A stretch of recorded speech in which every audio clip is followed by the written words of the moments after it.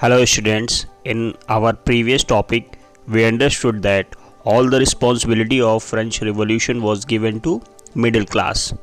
Middle class had taken the full responsibility because the people of middle class were fully educated, prosperous, as well as they had enough wealth to do whatever they want.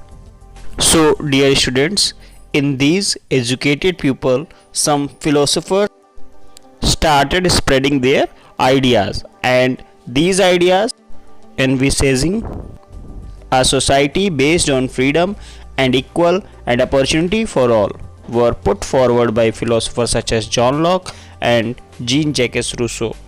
In his two treatises of government, Locke sought to refute the doctrine of divine and absolute right. In philosophers के जो idea थे वो based थे freedom और equality कि नियम सभी के लिए बराबर होने चाहिए और सभी को फ्रीडम मिलनी चाहिए. John Locke wrote a book two treatises of government. So in this book he wrote that he refused the doctrine of divine and absolute right. राजा के पास जो भी absolute power, absolute means the power to do whatever he wants.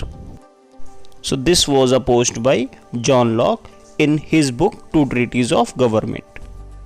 Jean-Jacques Rousseau, he wrote the book Social Contract.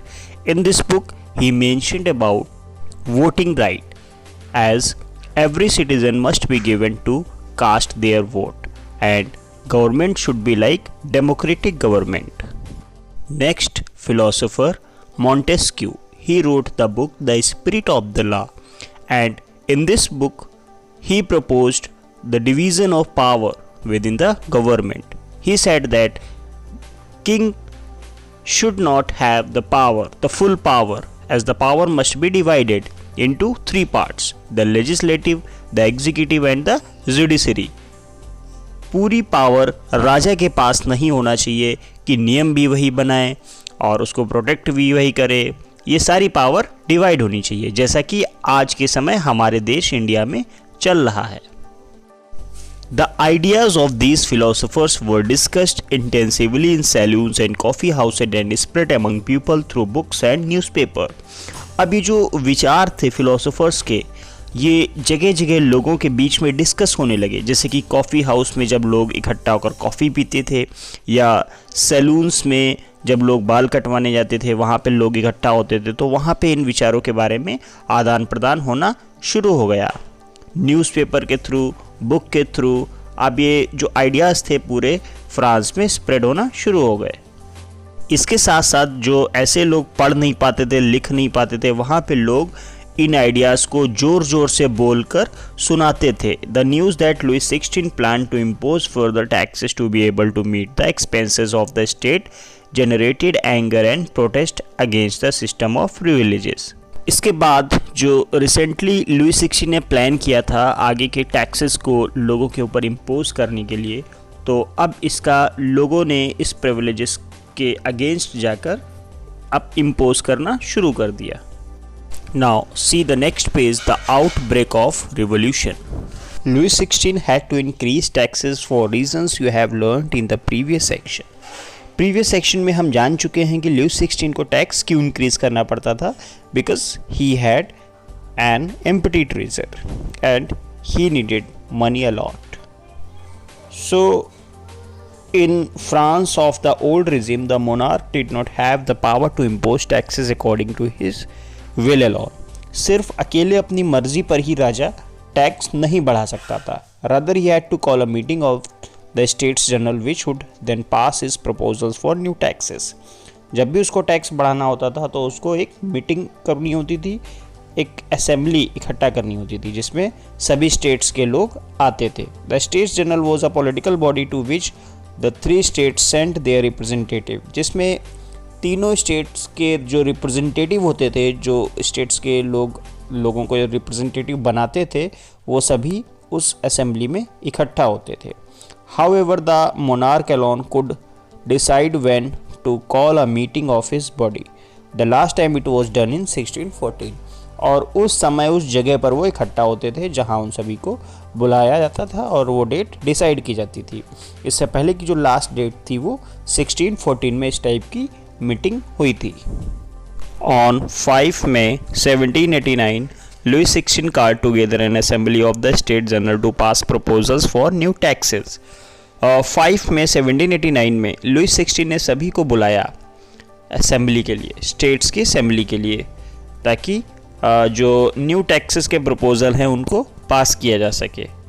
एक बड़ा सा hall Versailles में तैयार किया गया था ताकि इस टाइप की मीटिंग्स को वहाँ पे ऑर्गेनाइज किया जा सके। The first and second states sent 300 representative H.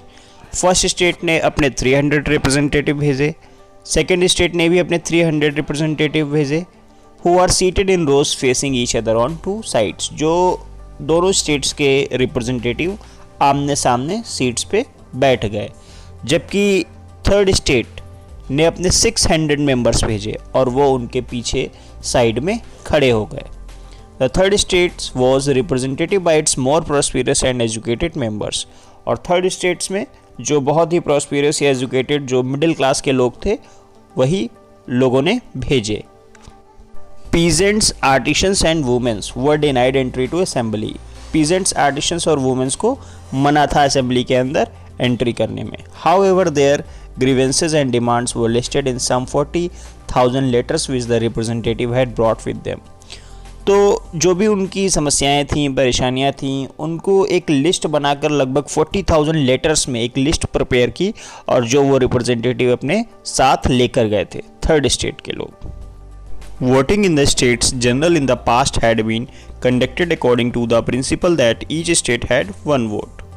जो पूर्व से एक प्रिंसिपल चला आ रहा था वोटिंग का, वो क्या था? This time to Louis 16 was determined to continue the same practice. इस बार भी उसने लुइस 16 ने डिटरमाइन कर लिया था कि उसी प्रैक्टिस पे के बेसिस पे वोटिंग होगी। स्टूडेंट्स, आपको बता दें कि what was that principal.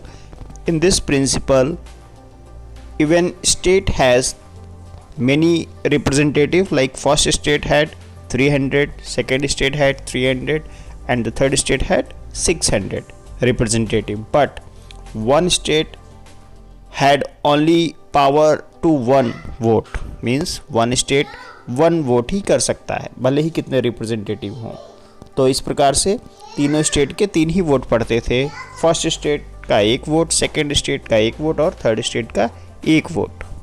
But now this time members of the third state demanded that voting now be conducted by the assembly as a whole where each member would have 1 vote। और लेकिन इस बार third state के लोगों ने demand किया कि नहीं, जितने भी रिप्रेजेंटेटिव हैं वो अपना इंडिविजुअल अलग अलग वोट देंगे।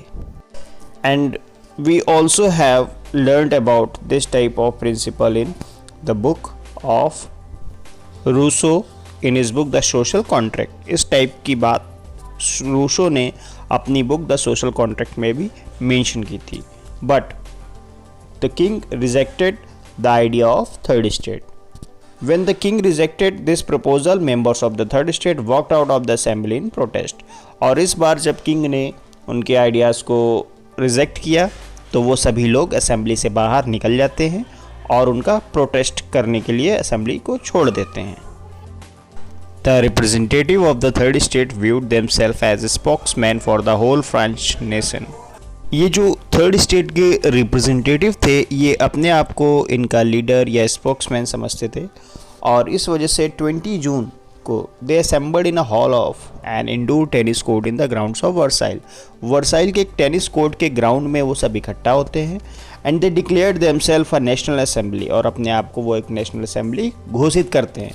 And sure not to disperse till they had drafted a constitution for France they would limit the powers of the monarch।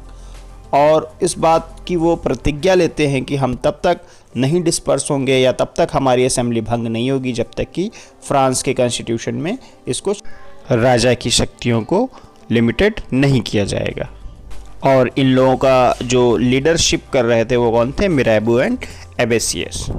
मिराबू जो कि एक नोबेल फैमिली में इनका जन्म हुआ था, लेकिन वो इस बात से सहमत थे कि हाँ फ्यूडल प्रिविलेजेस को ख़त्म किया जाए। तो इस वजह से he brought out a journal and delivered powerful speeches.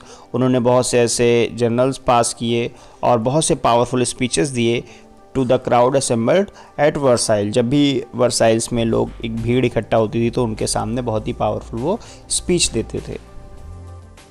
और जो एबेसियस थे वो ओरिजिनली एक प्रीस्ट थे और उन्होंने कई इन्फ्लुएंशियल पैम्फलेट भी लिखे जिसको कहा गया व्हाट इज़ थर्ड स्टेट। इस पर उन्होंने कई भी पैम्फलेट लिखे। While the National Assembly was busy at Versailles drafting a constitution, the rest of France seethed with turmoil. जिस समय नेशनल असेंबली बहुत ही बिजी थी वर्साइल में कॉन्स्टिट्यूशन को ड्राफ्ट करने में, उस समय बहुत सी घटनाएं शुरू हो गई। टर्मोइल मीन्स घटनाएं शुरू हो गई। A severe winter had meant a bad harvest, the price of bread rose. और उस समय विंटर का जो सीज़न था वो भी बहुत ही ख़राब था, बहुत ही ठंड पड़ी उन दिनों, जिसका रिज़ल्ट क्या हुआ कि फसल जब ख़राब हो गई तो जो उससे बनने वाली ब्रेड थी उसका जो प्राइस था वो बहुत ही बढ़ गया। Often bakers exploited the situation and hoarded supplies. और इस बात का फ़ायदा उठाते जो बेकर्स थे जो इसको बनाते थे उन्होंने जमाखोरी करना शुरू कर दी, उन्होंने इसका स्टॉक करना शुरू कर दिया। After spending hours in long queues at the bakery, crowds of angry women stormed into the shops. At the same time the king order troops to move into Paris.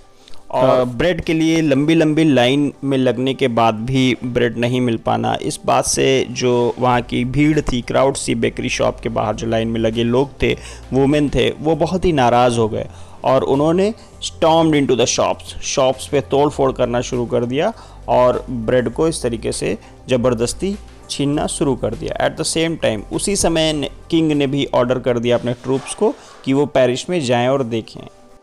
And on 14 July the agitated crowd stormed and destroyed the Bastille. और इसी प्रकार से क्रोध में उस भीड़ ने Bastille नाम की जो बिल्डिंग थी उसको डिस्ट्रॉयड कर दिया। About destroying of Bastille we have learned already in previous topic. So dear students, today we understood this much all, and in our next video we will understand what happened after this.